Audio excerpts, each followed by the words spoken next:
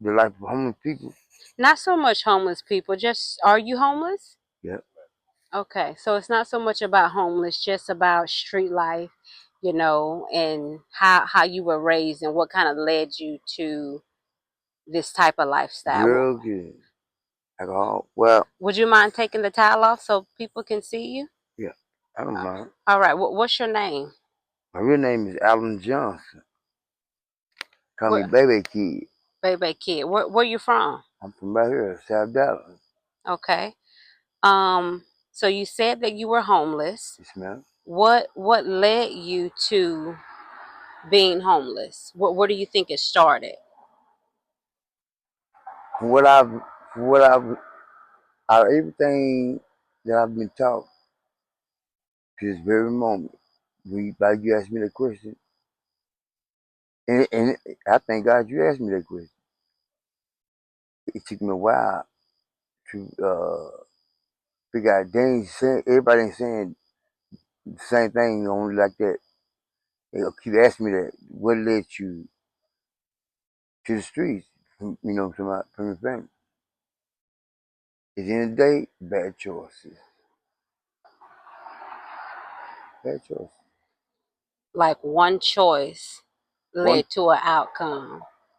Another choice led to an outcome, and eventually they kind of formulate a life. or two lives. Or two lives. Because this life is spiritual, and I know the one life you saw physically, well, I did this and did that, it's not too bad.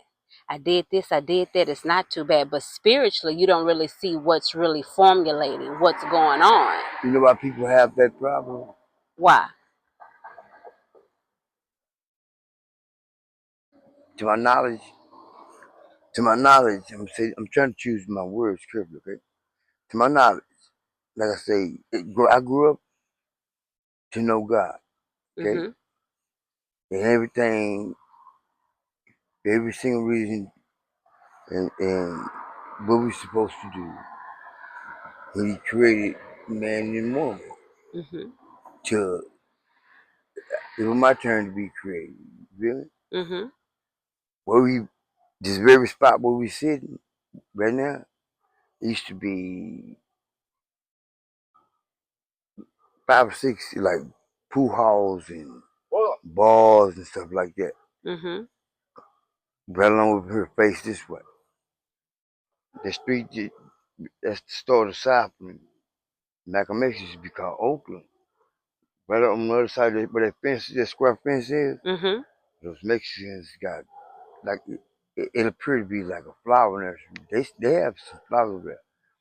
There used to be an flower club too, Mm-hmm. for only blacks in South Dallas called the Arandas.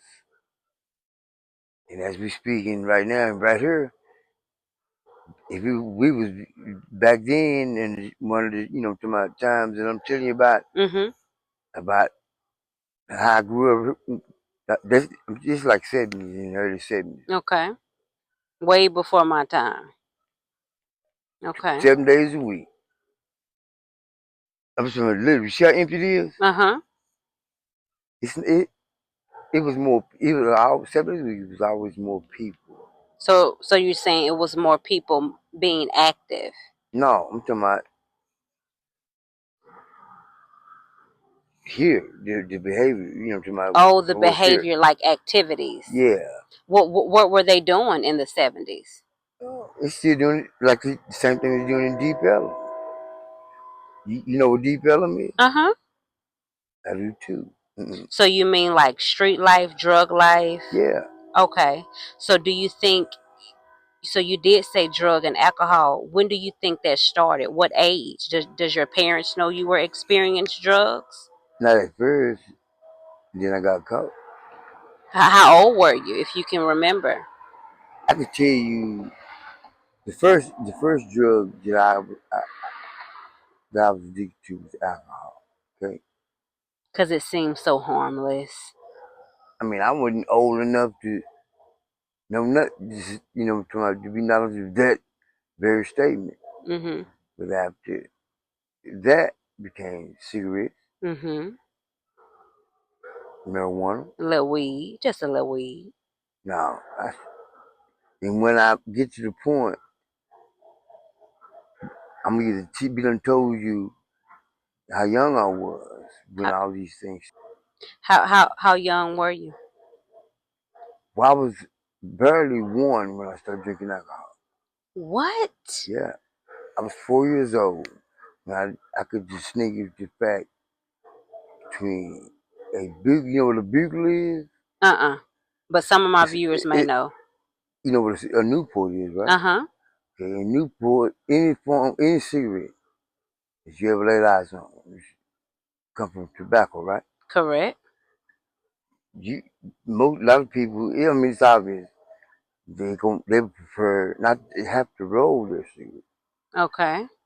But some people, even me, right now, I just haven't bought. Right, really, this since we were talking about this, Mm-hmm. I couldn't point you to no store in this, and I'm serious. Mm-hmm. And I grew up. I graduated from Lincoln High School. What high school did you graduate Lincoln from? High School, right Lincoln there. High. Okay. And I'm gonna show you something. The, these are the only words I can come up with to make that I feel that you would really like. Man, wow. Coincidentally, us talking about this, cigarettes. It's been So so long since I've seen people. how did you start drinking at 4 years old? Alcohol was given to me by my granddad. So your granddaddy gave you alcohol, what, like in a bottle, a cup, a kid's Okay, I'm cup? gonna tell you a story about me back then. I was one of my granddad's favorite grandchild.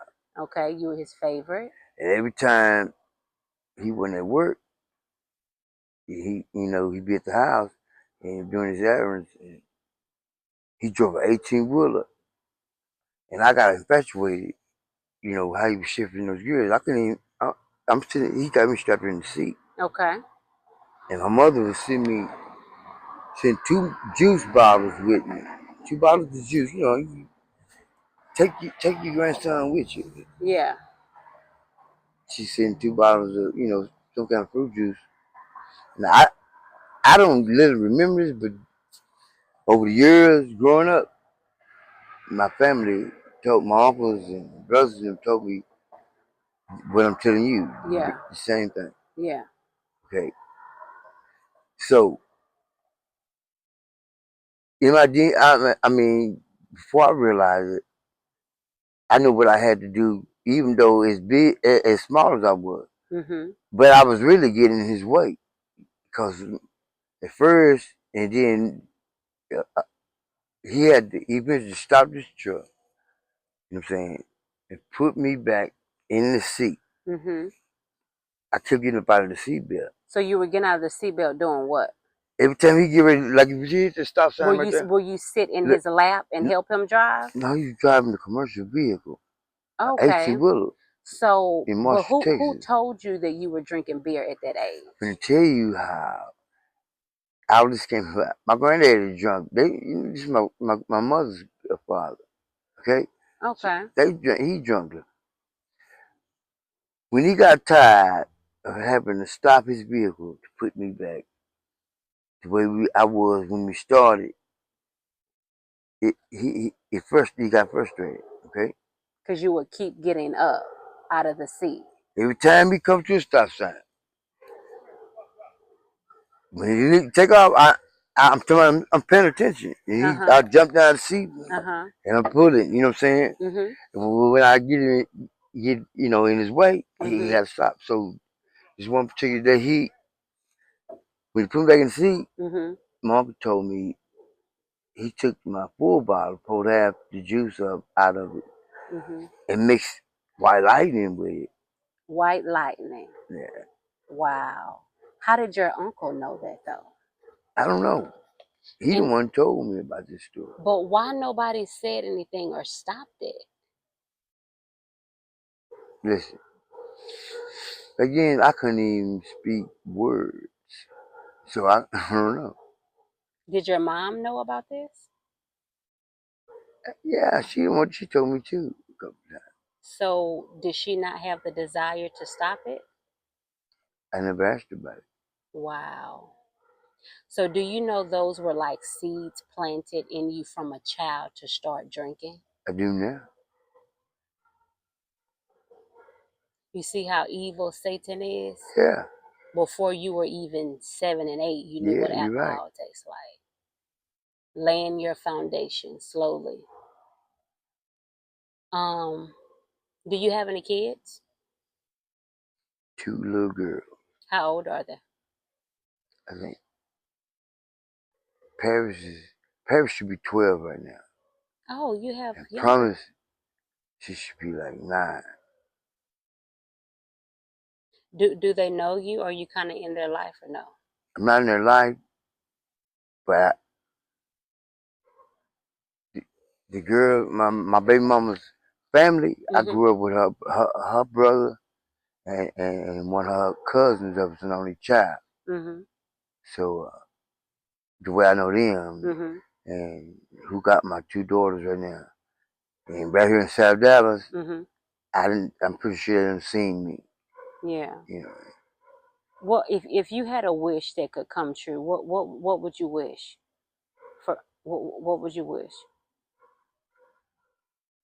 I would wish that at some point in time you would run.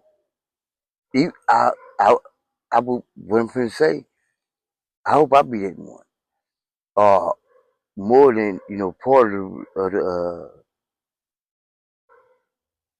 the children that you bringing out of Egypt. You lead every interview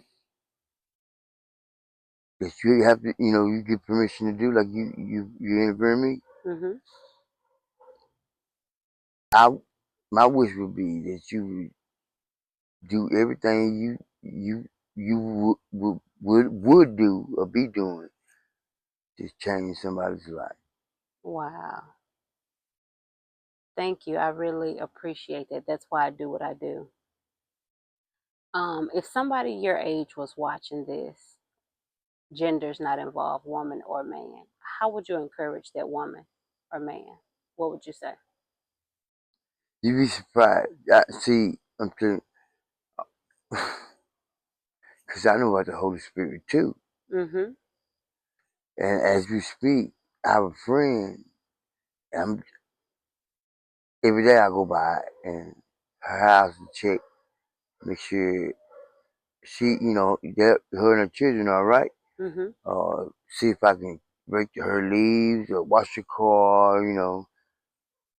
I 2 days ago I just planted a garden on the right side in front of her house. That's Mhm. on Rosine. Mhm. But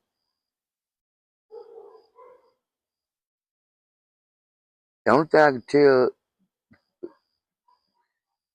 another person that I think that would make them okay, you know what I'm saying? Mhm. God is real. He is. Mhm. Yeah, All right. Thank you. you're welcome.